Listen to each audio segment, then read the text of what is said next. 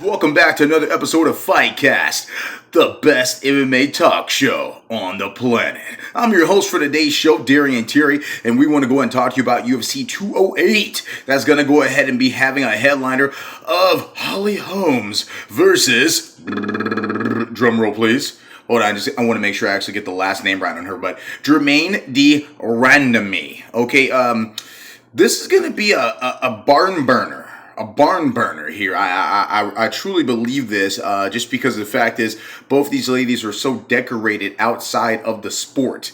Holly Holm is actually going ahead and being a world-class kickboxer, actually going ahead and having a knockout against defending, basically bantamweight champion Ronda Rousey. And so the thing is about it is, with Germaine de Randamie, I mean, if we were to go ahead and actually put the matchup sticks together, let's evaluate records. Let's go ahead and go into things, actually. So obviously, Holly Holmes doesn't have like this deep record in MMA. She has a deep record outside of MMA. The same thing with basically Germaine de Randamie.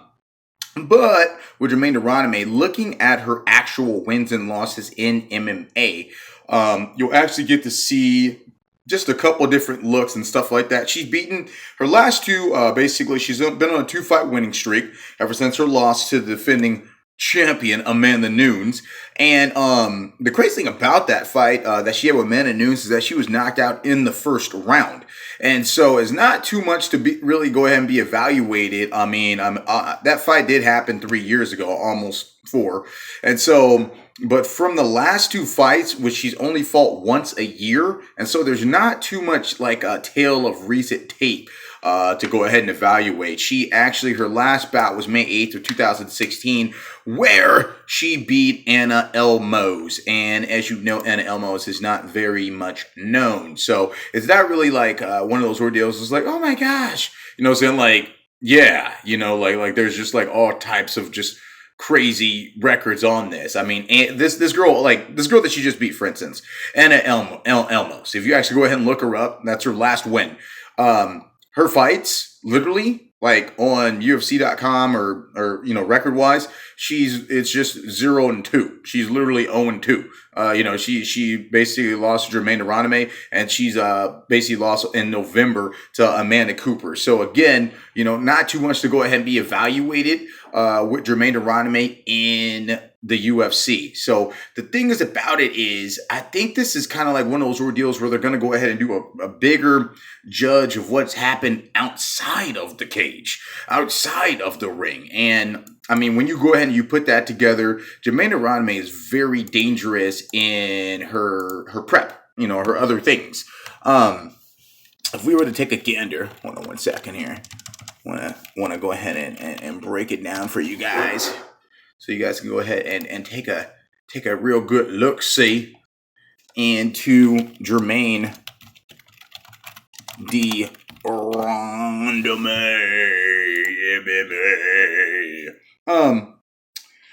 So here's the thing, like, she just hasn't fought too many good people.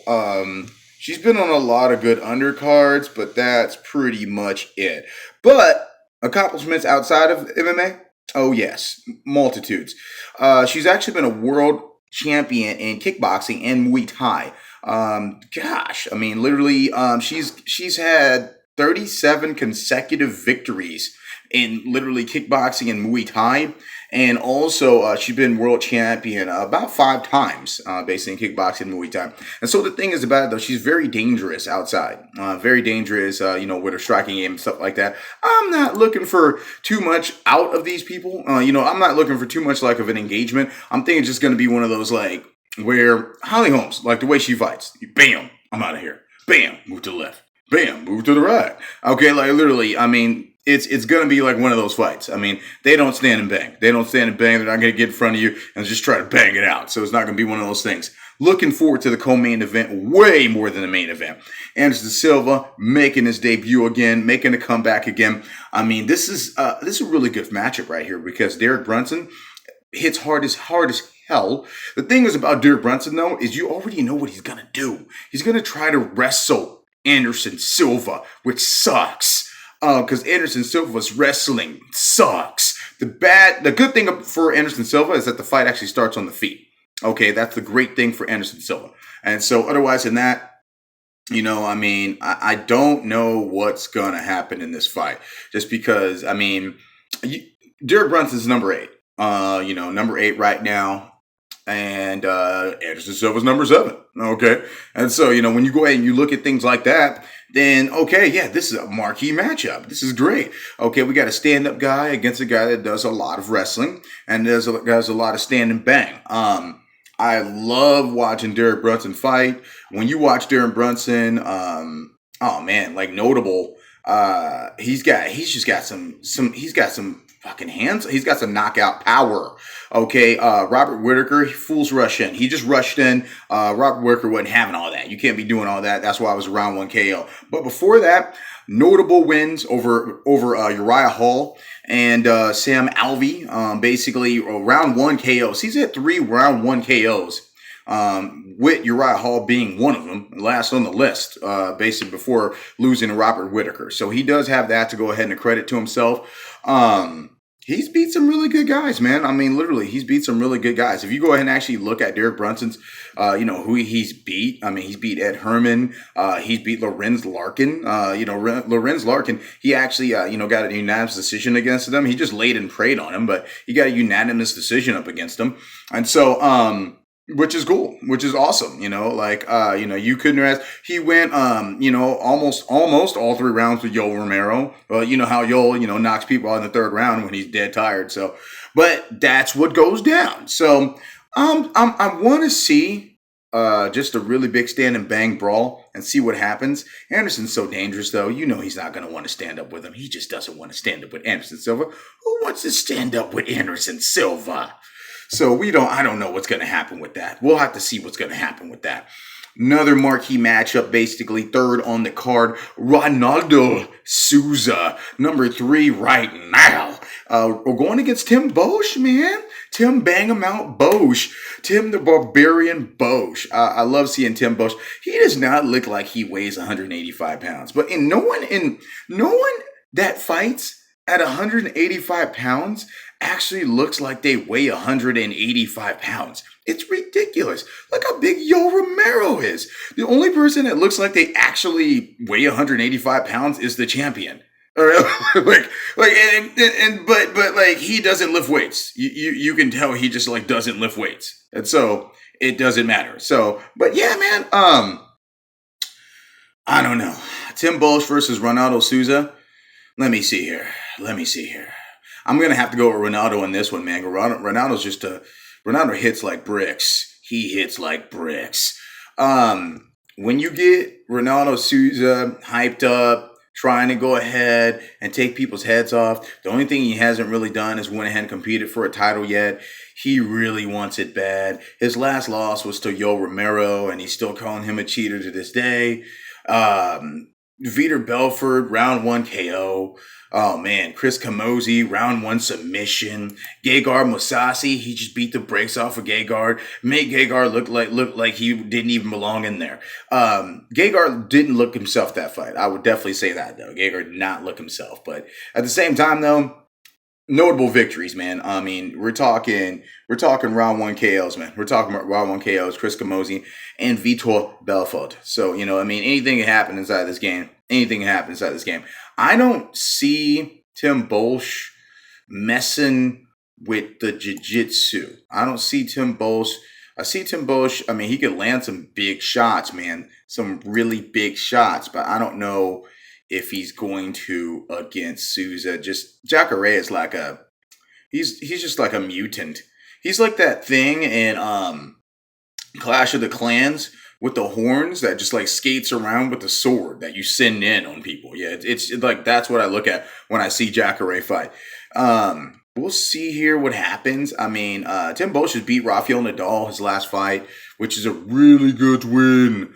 Round 1 KO. And so we're going to see how this all plays out. I would like to go ahead and see just a really good brawl between these guys because they both just have really heavy hands. Up next, 4th on the card, Glover's back after that round 1 KO. Glover Texeira is taking on Jarrett Cannonier. This guy actually, the guy's taking on. You got to see his nickname. The guy's nickname is actually the Killer Gorilla. The Killer Gorilla, and he's black. Like, oh whoa. So 9-1 for Jared Cannonier. I've never seen this guy fight before. You know, like literally. Let's take a look. Let's see who's actually went ahead and actually brought up against here. Jared Cannonier. Yeah. So reason why, like, basically no one's heard of him because he hasn't really fought anybody significant in a while. I mean, his last real significant bout was against Sean Jordan, which we haven't really seen in the mix for a long time, but that was in 2015. And his last notable victory was against a guy named Ion Cutelaba. Okay, which he hasn't. We won't really hear about that guy too much. So yeah, two fight winning streak for Jared Cannonier, Cyril Asker, and Ion Cutelaba. And so, I mean, it's just, we're going to see exactly what happens to this guy. This guy looks like a pretty mean man. It looks like he just takes some kids' candy. Glover Teixeira, man, I know he wants to get back in the mix. You know, he's number 3 right now, man. Number 3 right now at light heavy. So I would think that Glover just does this and uses those heavy handworks, and gets this job done. But we shall see. And also, oh yes, this is the bout I'm definitely looking forward to. This is the second bout that I'm actually looking totally forward to. I want to tune in for this bout, tune out, and then tune back in again to go ahead and watch Anderson Silva fight Derek Brunson. But it's Dustin Poirier against Jim Miller. Oh wow, what a matchup. What a brawl. Even though Jim Miller's not ranked, Jim Miller always brings it. Epically brings it. Dustin Poirier, love the way he fights, love his passion, love his grit. He's so gritty when he's inside of the ring and stuff like that. Dude's got a new fresh haircut and stuff like that too. And he's just always hungry. That's where you got to love Dustin Poirier, because he's just always hungry. And so he's going to come in this fight hungry. Dustin Poirier, 20-5 against a 28-8 Jim Miller. This is going to go ahead and be a big brawl, and they love to stand up with each other. And you know what? We're going to go ahead and see a good fight. I know Dustin is looking for revenge after that nasty knock that he took in the first round against Michael Johnson. And because they were battling on Twitter before that went down. So I know he's looking to go ahead and revenge that last loss. Jim Miller, with him, the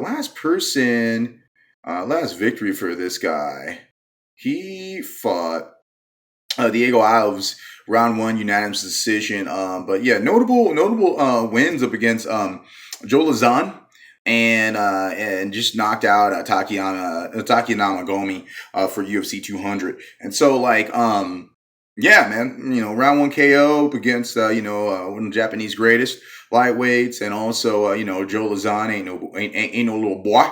And so, Diego Alves also, been in the ring for a very long time. So we're going to see what happens inside of this one. I don't know.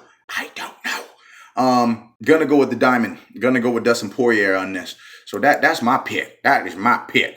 But yeah, definitely for the main card, guys. The main card is looking pretty savvy. I like the matchups for UFC 208. As you know, the preliminaries is going to be nicely done too. Won't get into preliminaries here. Don't want to go ahead and take up the time too much. Also, guys, we're definitely looking forward to a grand schedule coming up, because after this it starts to get nasty. We got Derek Lewis about to go ahead and come up against Brown. Lewis versus Brown is a nice matchup, man. I think Travis Brown really wants to go ahead and get a victory going, man, because he's been on that down slide. So we're gonna see exactly what happens with that one. As you know, Woodley versus Thompson 2 is coming up, UFC 209. Oh my goodness. I really hope it's a great fight, but I hope Woodley gets the knock. I really do. I really do. Just because Woodley's he's the perfect weapon. Tyrone Woodley literally, he's like the black Jason Statham. He would be the perfect weapon. Josh Thompson, though, he's very slick. I love him. I'm a huge fan. I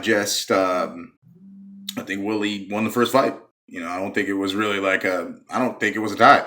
When you get, if you're watching a street fight and you see some dude get knocked down hardcore status and hit the ground like 2-3 times, and then basically after that he almost gets tapped out.